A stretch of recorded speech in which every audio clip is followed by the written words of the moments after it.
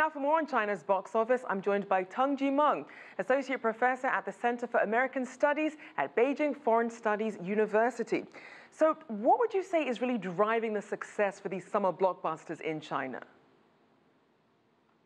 Well, there are many factors contributing to the success of this great blockbuster. I think first thing first, it coincides with the kind of weakest output of Chinese films ever since the early beginning of this very year, and say from January to June, and there's a general vacuum out there that there are no real quality film out there. Basically, it's Hollywood blockbuster like Transformer, The Last Night, and also Wonder Woman. All these films are actually the tentpoles out there in China. And so with Wu Jing coming in, I mean, with the Wu Jing's Wolf Warrior 2, in fact, this is the film that brings in a new, I think, a fresh air. I mean, one thing that's obvious is this surge of patriotism, this patriotic sentiment that coincides with the rising tide in this very country, especially against the larger background of China's continued economic and political rise on the world stage. And thirdly, I think it's because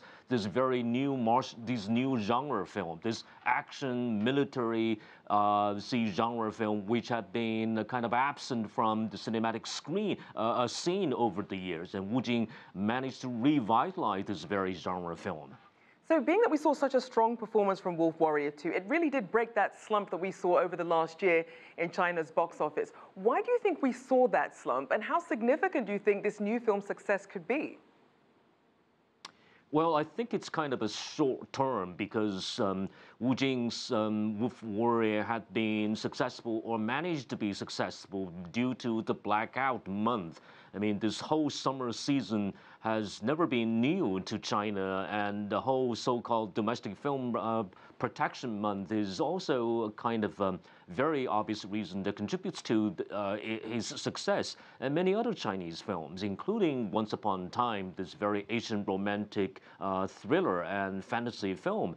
So in this case, I think there are multiple factors, and this blackout period, and plus the fact that there is general absence of this genre film and also good quality films out there playing in the summer month. And I think audience-wise, I mean, this is also the month that basically the whole China's youngsters, I mean, school children are actually there being free on holiday vacation, and so it's the movie-going month, it's the movie-going season, and this whole school children, and plus this kind of a rising middle class in urban areas with disposable incomes. Right. And one thing I'd like to note at this very point is that the third tier, the second tier city youth contribute largely to this box office revenue.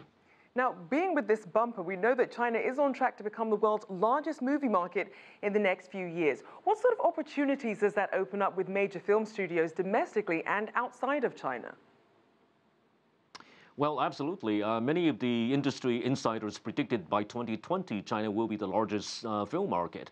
I think first thing first, for domestic film industry, this is going to be a new opportunity for them to connect to the world. I mean, I see more joint co-productions here in China being being on either scheduled or being now in production. And secondly, I think for overseas films, as long as China continue to exercise that degree of flexibility, more foreign films, in addition to that 34 films on the quota, will be coming into the Chinese market, and Hollywood film blockbusters, co-productions with Hollywood films will be, in a sense, more prone to this very market, and which have been also very welcome in China among moviegoers. Right. So in a sense, it created opportunity for both Chinese and foreign films to grow professionally, and also I think Hollywood film will contribute more in terms of storytelling techniques,